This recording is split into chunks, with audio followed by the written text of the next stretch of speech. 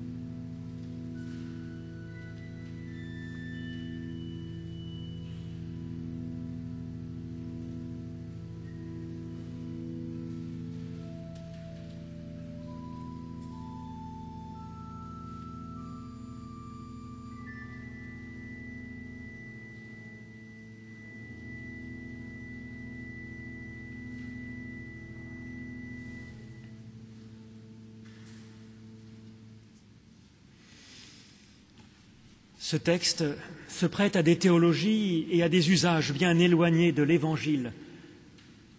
Ce texte d'abord peut faire peur, ou plus exactement, ce texte a été utilisé pour faire peur, donnant une image de Dieu assez terrible, un Dieu qui trierait entre les personnes, vous savez, un peu comme l'officier SS qui était à l'entrée des camps de concentration pour séparer les personnes qui étaient destinées à l'extermination et puis les personnes qui pouvaient être encore utiles à quelque chose. Cette lecture ne devrait pas, à mon avis, être possible quand on a lu l'Évangile en entier, quand on y a vu l'attitude de Jésus envers les autres, même les méchants, les pécheurs, même les trop religieux ou ceux qui ne le sont pas assez.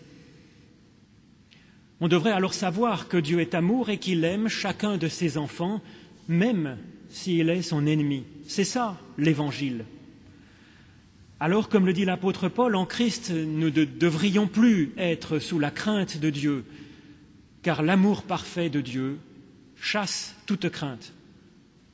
Mais si on lit cet enseignement de Jésus en faisant attention à ce qui est réellement marqué dans le texte, on voit qu'il n'est absolument pas question de jeter la moindre des personnes dans les poubelles de l'enfer, au contraire. En effet, qu'est-il réellement marqué dans ce texte ? Si l'on regarde bien, Jésus dit que celui qui a donné ne serait-ce qu'un seul petit verre d'eau à quelqu'un dans sa vie sera accueilli à sa grande surprise dans le royaume de Dieu. Et que celui qui a négligé une fois de donner un verre d'eau sera jeté dans le feu éternel. Alors il est clair que toute personne est concernée à la fois par les deux cas de figure. La brebis et le bouc sont donc intimement liés en chacun de nous, évidemment. La seule compréhension possible alors de ce texte est que le jugement de Dieu traverse chaque personne et ne sélectionne pas telle personne pour garder une autre. Le jugement de Dieu est une purification de chaque personne, gardant le meilleur et écartant le pire. Et le jugement de Dieu, c'est donc alors bien l'amour, un amour actif qui garde le meilleur et qui rend meilleur. Ce n'est pas un jugement qui va sélectionner telle personne et qui rejetterait telle autre, ni ponctuellement, ni encore moins pour l'éternité. Alors c'est d'abord une question de choix, je crois, puisque Dieu aime, il ne pourra jamais se résoudre à rejeter quelqu'un. C'est évident si on fait attention à la façon d'être de Jésus, confirmée par exemple par la célèbre parabole de la brebis perdue, où il n'y est pas marqué que le berger va se lasser finalement dans la recherche de la brebis, mais qu'il y a bien marqué jusqu'à ce qu'il la retrouve. Donc, si Dieu a décidé de nous rechercher jusqu'à ce qu'il nous ait retrouvés, Dieu finira forcément par y arriver. Mais il y a encore quantité d'autres textes, bien sûr, qui annoncent que Dieu garde chacun. Le jugement de Dieu, c'est donc l'amour, évidemment. Dans ce texte, nous voyons que le bien, c'est de nourrir, visiter, libérer même le plus petit, même le plus misérable. Eh bien, Dieu, qui par définition est le bien ultime, est le premier et sans doute le seul à vraiment agir comme il est dit dans ce texte. Par conséquent, même si quelqu'un, c'est une question de logique, était incapable de faire ce qui est marqué, ne serait-ce qu'un minuscule acte de bonté dans toute son existence, il serait alors le plus petit d'entre les petits dont parle ici Jésus. Il serait étranger à Dieu, il serait prisonnier du péché, il serait malade, bien entendu, profondément malade. Si une telle personne qui serait championne du monde dans la catégorie des boucs existait, Dieu ferait ce qui est marqué ici, il se précipiterait pour visiter ce plus petit et pour l'aider, pour le nourrir, pour le sauver. Et même si cet homme persistait à ne pas accepter cette nourriture, cette libération et cet accueil de Dieu, jamais Dieu ne cesserait de visiter, de proposer, de pardonner, d'ouvrir sa porte. Et puis enfin et surtout, Dieu a choisi de nous garder fidèlement selon les bénédictions que Dieu nous donne dans la Bible, et en particulier cette fameuse bénédiction qui est du livre des Nombres que je me plais à donner comme bénédiction à la fin du culte. Dieu garde, il n'y a pas marqué « Dieu vous gardera à condition que ceci, cela », il y a marqué « Dieu vous gardera ». Si Dieu nous garde, il nous gardera pour toujours. C'est une question de choix, c'est sa liberté, il le fera fidèlement. Il le fera car il l'a décidé. Le jugement de Dieu, c'est donc l'amour. Et ce jugement, c'est en fait pas une menace, c'est un service excellent à recevoir aujourd'hui dans cette vie. Il nous offre d'être débarrassés de ce qui est bouc en nous pour que le meilleur de nous-mêmes, la brebis et même les troupeaux de brebis puissent s'épanouir. C'est une belle promesse et c'est même plus qu'une promesse, c'est un service dont nous pouvons faire l'expérience un peu chaque jour.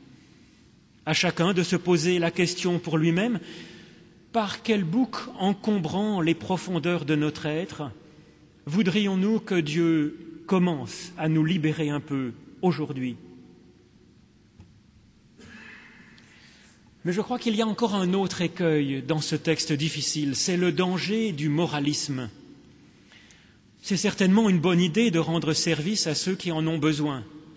Notre cœur, notre intelligence et la plupart des philosophies du monde entier s'accordent à nous le faire savoir.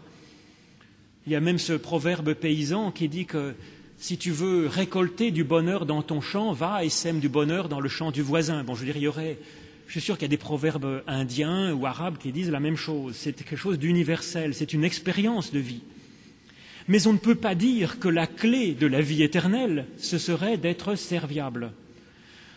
Ce serait même épouvantable de dire cela, car alors quel jugement serait porté sur un handicapé mental profond, sur un nourrisson ou sur une personne en détresse, incapable, pour différentes raisons, de faire le moindre bien? Eh bien, l'Évangile ne dit pas cela. Ce que l'Évangile nous dit, c'est que notre dignité nous est offerte de plein droit par Dieu lui-même, qui nous considère a priori et qui nous considérera toujours comme son enfant bien-aimé, sans condition. Nous n'avons donc pas à mériter notre droit de vivre, ni en ce monde, ni dans l'autre monde. Et la dignité de l'être humain est quelque chose qui est radical, sans condition, sans chantage. Quelqu'un qui ne serait pas très performant sur le plan du service des autres, ou de la théologie, ou même de la foi, ne sera pas rejeté par Dieu, pour autant. Et nous-mêmes, avec notre amour limité, nous sommes capables de cela aussi. Par exemple, cette semaine, sur un faire-part de décès d'une personne handicapée mentale, j'ai vu que son père avait marqué « Toute vie est une lumière ». Eh bien, un père, oui, peut aimer ainsi chacun de ses enfants sans condition de performance de cet enfant. Eh bien, Dieu aussi le fait, naturellement.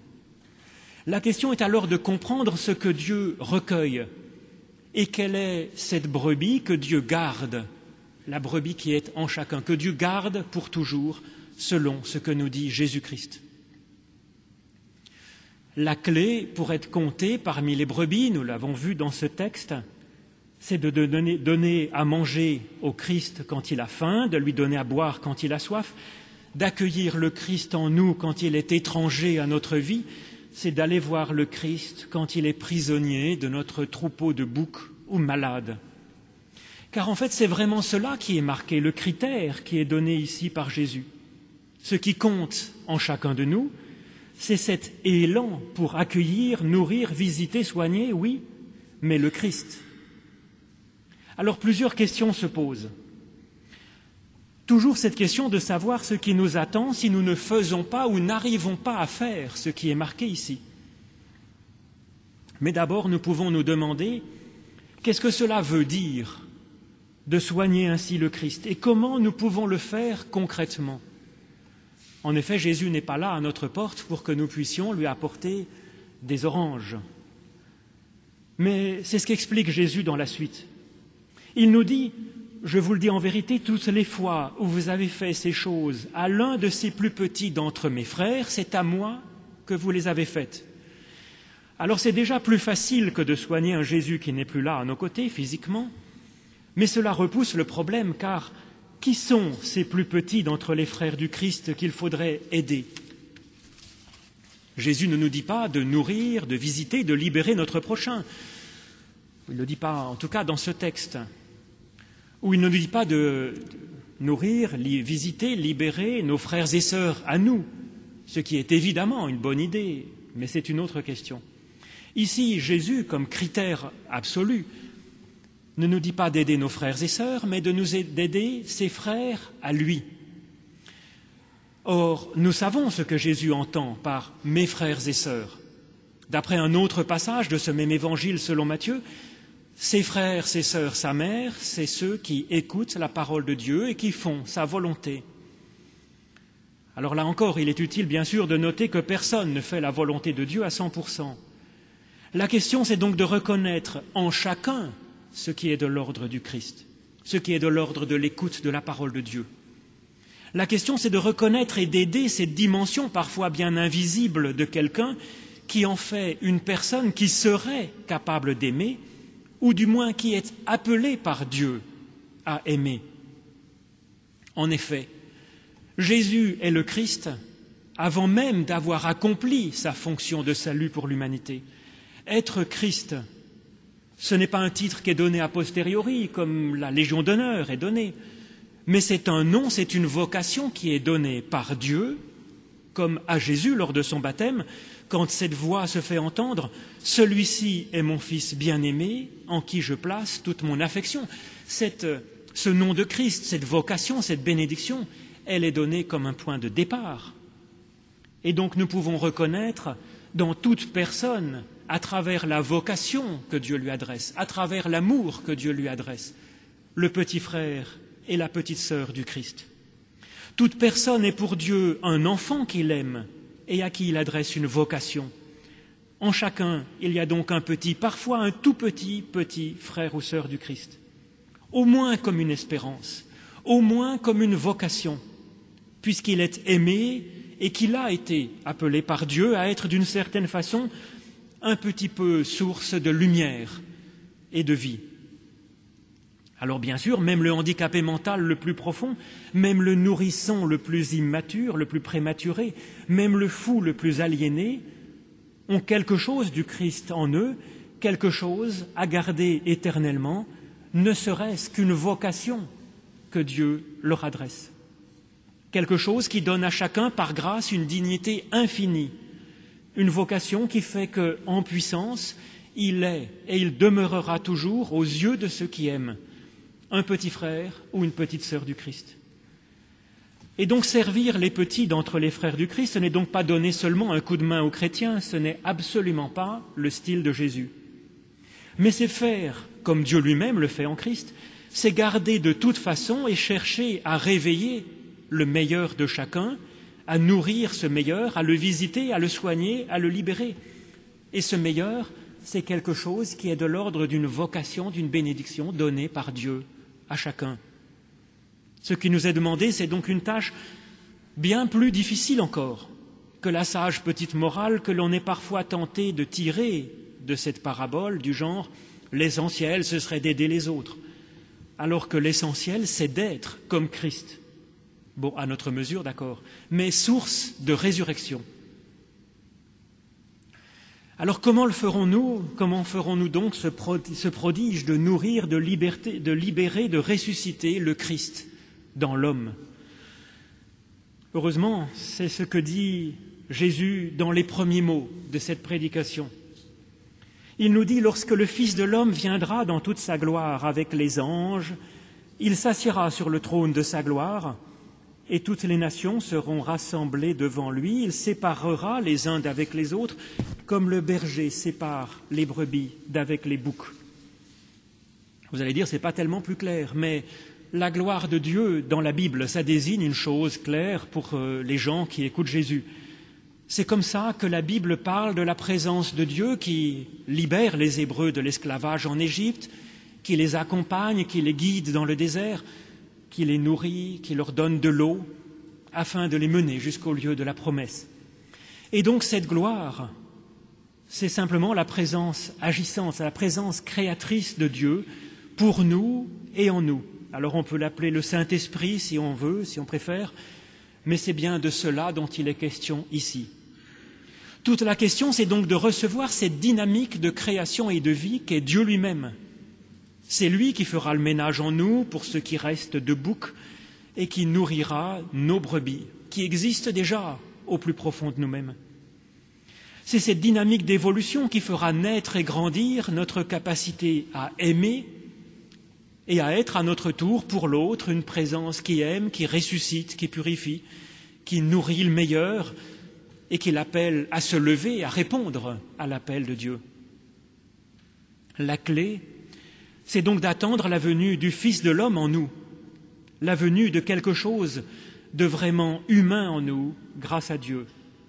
Et cette attente n'est plus faite pour durer, comme si le Fils de l'homme allait revenir à la fin, je dirais, dans des millions d'années ou dans des milliers d'années ou après-demain, je ne sais pas. Parce que, en Christ, les temps sont accomplis. Et d'ailleurs, dans le texte grec que je vous ai lu, ce n'est pas un futur qu'il y a quand il est marqué dans la traduction « lorsque le Fils de l'homme viendra ou reviendra », mais c'est un subjonctif, ce que l'on peut traduire par « chaque fois que le Fils de l'homme vient dans sa gloire », ou bien « dans la mesure où Dieu vous visite de sa présence créatrice, aimante, pour vous donner la vie, alors voilà ce qui se passera, c'est-à-dire les brebis et les boucs seront séparés, les brebis pourra vivre enfin et avancer. » Cette vie éternelle qui est promise, elle est donc pour aujourd'hui, pas seulement pour demain, je ne sais pas quand, après la mort, après l'attente, après la parousie. Cette vie éternelle, c'est ce qui est de l'ordre du Fils de l'homme en nous, ce fils ou cette fille d'Adam tout simple et tout ordinaire que nous sommes, mais aimé par Dieu, rendu vivant par l'Esprit Saint, par cet esprit, cette extraordinaire dynamique qu'est la présence créatrice de Dieu, qui est là, même dans le plus petit de ses enfants. Ne sentez-vous pas que cela est quelque chose qui existe et qui vit en vous-même? Amen.